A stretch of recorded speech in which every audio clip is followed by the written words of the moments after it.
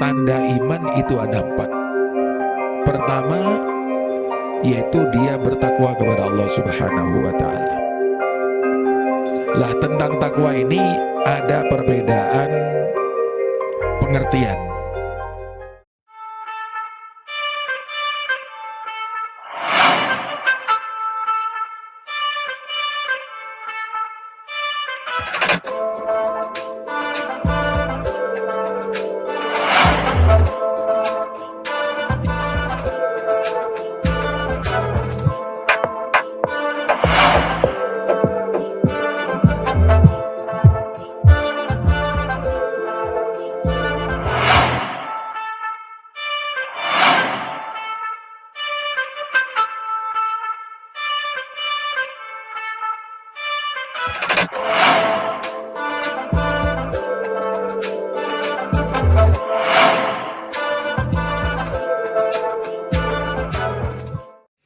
Bismillah, walhamdulillah, wassalatu wassalamu ala rasulillah Sayyidina Muhammad ibni Abdillah wa ala alihi wa ashabihi wa mawalah wa la hawla wa la quwwata illa billah, amma ba'd. Yang kami hormati para jajaran pengurus, wabil khusus akhina fillah Kiai Haji Muhammad Shalih Rombeli lan sedayanipun para sahabat-sahabat.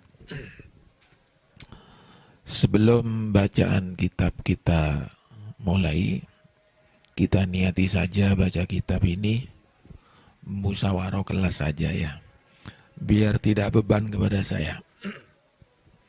Kalau diniati musyawarah kelas itu enak, ono nyandet nggih, monggo saling memberi masukan.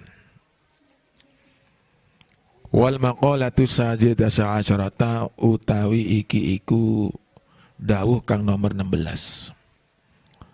An ba'dil hukama, saking setengah hukama, anna sya'airul iman, satuhune pira-pira tandane iman, ai a'lamahu, tegese tandane iman, arba'atun iku 4. Minal amali, saking pira-pira amal.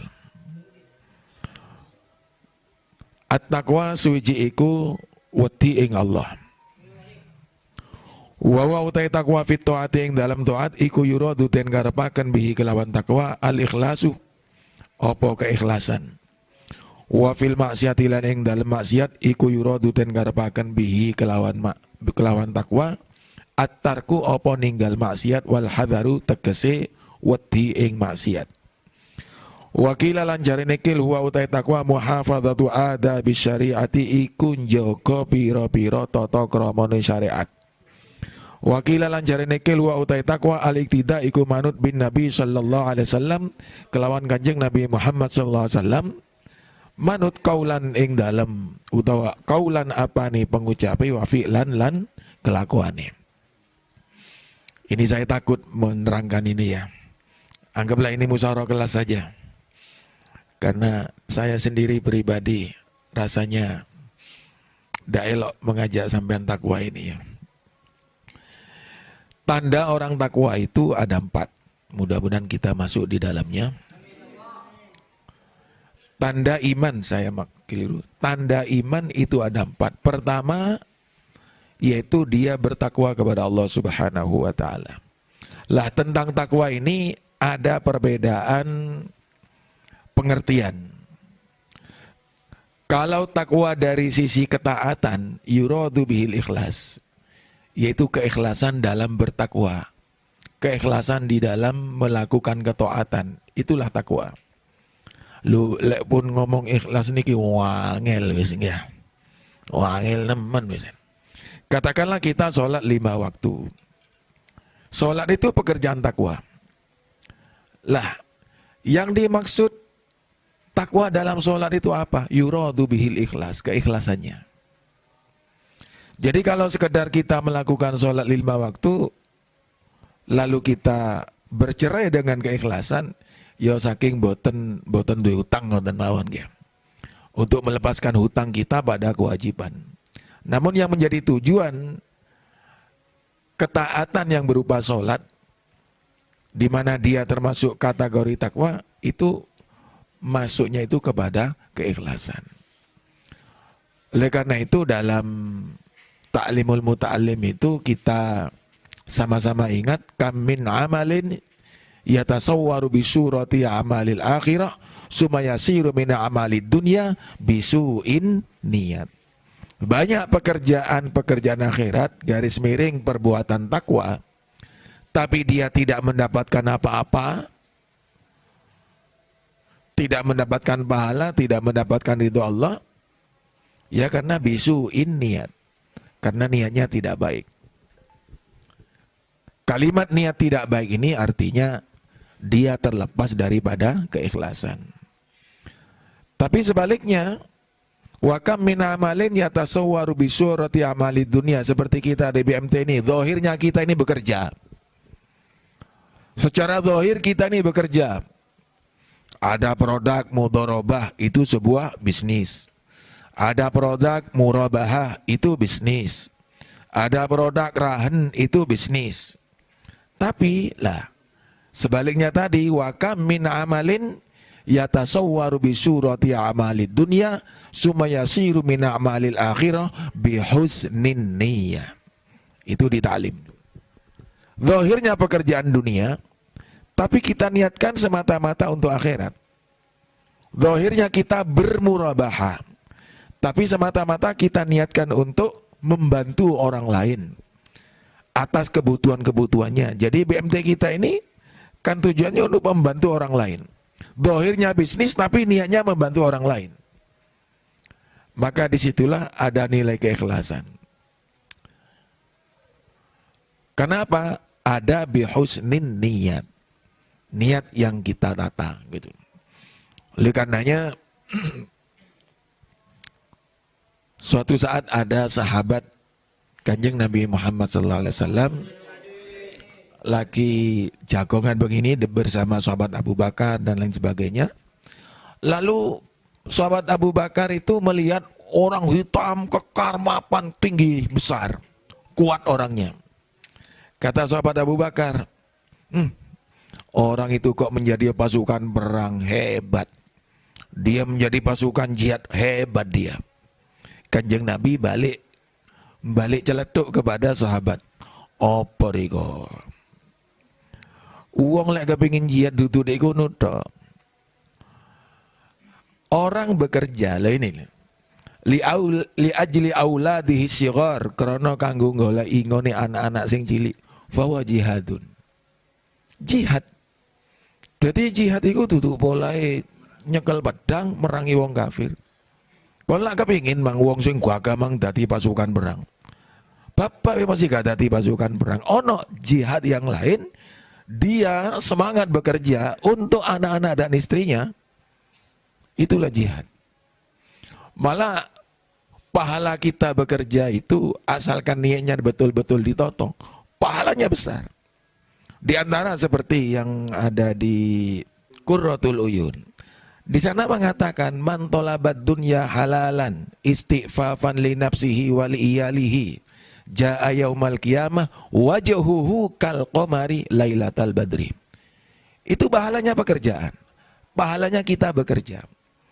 Malahan ada di lanjutan di situ hadis mengatakan man bata maghmuman mahmuman min sababil ayal kana afdhala min alfi darbatin bisayf fi sabilillah. Sepandai-pandainya orang berbisnis lalu dia kejentok rugi. Loh, kejentok rugi sekali menyebabkan susahnya kita. Susah satu kali karena berpikir bisnis rugi, di mana bisnis rugi akan mengganggu kepada pendapatan keluarga. Itu afdhala min alfi darbatin bisayf fi sabilillah. Coba lihat di Qurratul Uyun itu. Lebih utama daripada 1000 kali perang sabilillah. Panen. Mulai jerupus koyok-koyok cek jirepe. Rembukan kali bojone, Dek. Panen koyok api, Dek. Terus ya apa Mas? pengen juga sepeda di NMAX lho ngaten nang BMT dhisik. Mboten napa-napa Mas. Ayo yuk melok meni nang sawah delok. Waduh nggih Mas cirep. Wah niki Mas jange 2 ton insyaallah 3 ton. Iya Dik. Sudah, tempo sudah keluar padi, nguning pucuk mulai dingkluk, pangeran nelpon tikus. Kini kadung Joko Enmek ya. Sudah, sumpah sudah, aduh dik, ya apa? Turung di gelowon di bapak tikus ya apa ini? Akhirnya dia susah satu kali berpikir tentang kerugian bisnis. Seperti yang disampaikan Rasul tadi, kana afdhala min alfi darbatin bisayf fi sabilillah. Oleh karena itu, kalimat taat di sini bukan hanya ibadah mahdhah, tapi kita berbisnis untuk anak dan istri, itu juga pekerjaan taat. Di situ kalau ada nilai ikhlas, pahalanya seperti yang saya sampaikan tadi. Lah, begitu juga ketika kita berbisnis, tidak ada keikhlasan di situ. Kanjeng Nabi bersabda di dalam Qurratul Uyun itu, man talabat dunya halalan. Kita berbisnis sekalipun dengan cara halal, tapi mufakhiron, mukasiron, kisukian bek tonggo, keongkoan. Lek koncoku tuku Innova, aku tuku Mercedes. Wow, gitu ya. Lek tonggoku Mercedes, aku Volvo. Lek tonggoku rapi siji, aku loro. Wah, begitu ya. Lek tonggoku loro, aku rapi papat. Lek atase bab donya aku gak atene kalah mbek tonggo. Wah, nok dog ya. Itu namanya mufakhiran mukasiran. Lah itu justru sebaliknya, jaa yaumal qiyamah wallahu alaihi ghadban. Allah benci pada orang itu. Jadi ketaatan itu tidak hanya kepada ibadah mahdhah saja, tetapi kita berbisnis asalkan niatnya ditata. Kalau di BMT insya Allah niatnya sudah ditata sejak awal. Banyak bukti mana yang namanya zakat, mana yang namanya gerakan sosial kita, itu sebagai tolak ukur bahwa BMT kita sudah melakukan bisnis dengan cara jalur ketaatan kepada Allah Subhanahu wa taala. Wa fil ma'siyati lan ing dalem maksiat yuradu bi tarku wal hadar. Ketaatan ketika dilarikan kepada pengertian maksiat, taat itu artinya kita tinggalkan maksiat. Lo ninggal maksiat zaman saat ini kini wangel. Kalau dulu sebelum zaman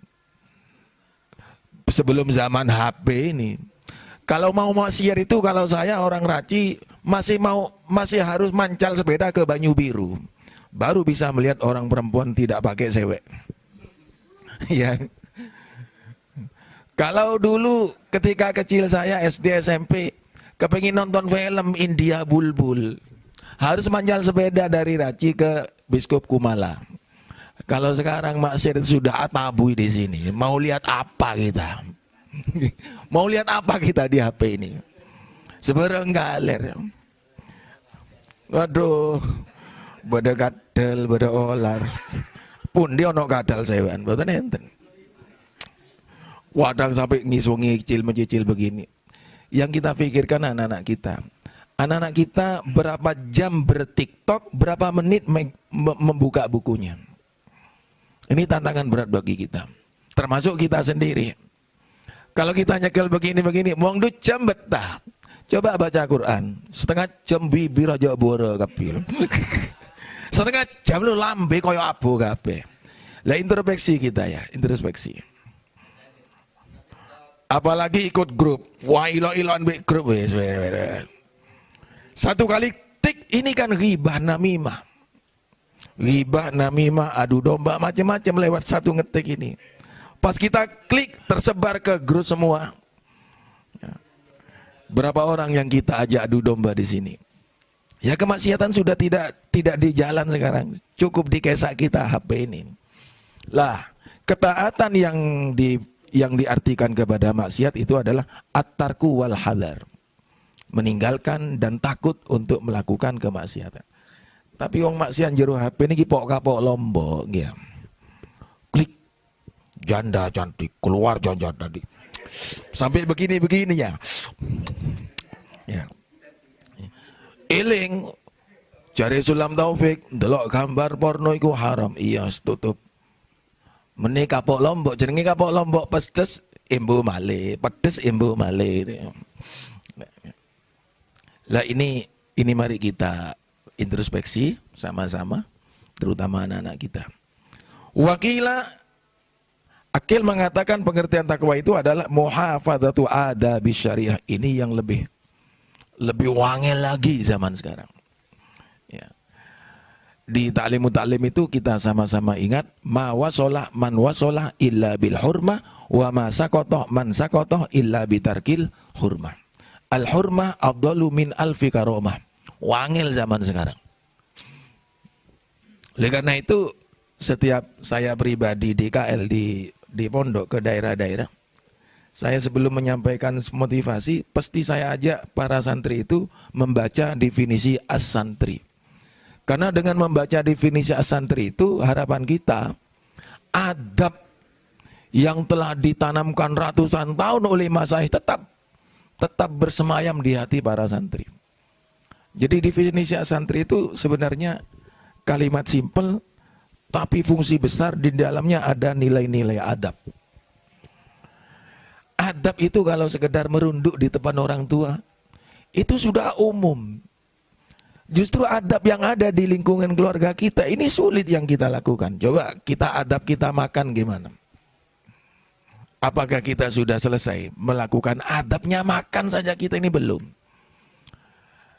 Kanjeng Nabi itu kalau mau dahar, tidak dahar-dahar kecuali weteng mi perirot kecorotan baru makan. Lole pun perirot kecorotan. Dano nampi apa-apa masih sego karak iwak menjos ditunu tetap diemplok ae. Tapi ketika perut ini belum lapar sudah makan. Masih iwak sate mboten enten lezate. Mboten enten lezate, mboten enten napa-napa. Akhirnya dibungkus muli. Itu adab makan. Belum kita adab mandi. Wong kita njero ceding mudo terus ini. Padahal kanjeng Nabi tidak pernah telanjang ketika mandi. Selalu pakai sarung nutup aurat. Kalau kita dalam jeding salah mano netek seltek begini. Tak remare. Bila debeno sabini boleh no cet pancat situng no. Lah, itu saja kita masih belum kita belum lagi adab tidur dengan istri. Pernahkah kita mau tidur wudhu dulu? Tidak ada wudhu dulu. Sholat sunat hajat dulu. Kita perlu sama istri sunat hajat dulu. Tak ada. Oh tahu no. Telur semburu kan petok begitu. Jahe abang sak kilo. Cendil telu sing dipikiri apa geger kuat. Mboten dipikir adab. Kita kan begitu ya. Wah, malam Jumat. Ya. Sing dipikir kopi Arab tok wis. Ya apa sekira geger niki kuat. Ya. Kopi Arab ono kopi nopo macam-macam jenenge kopi saniki. Bahkan di Wangkal itu ada jamu lanang. Ada jamu kantil. Pendek wis ini. Jadi adab inilah yang justru lebih sulit lagi sekarang.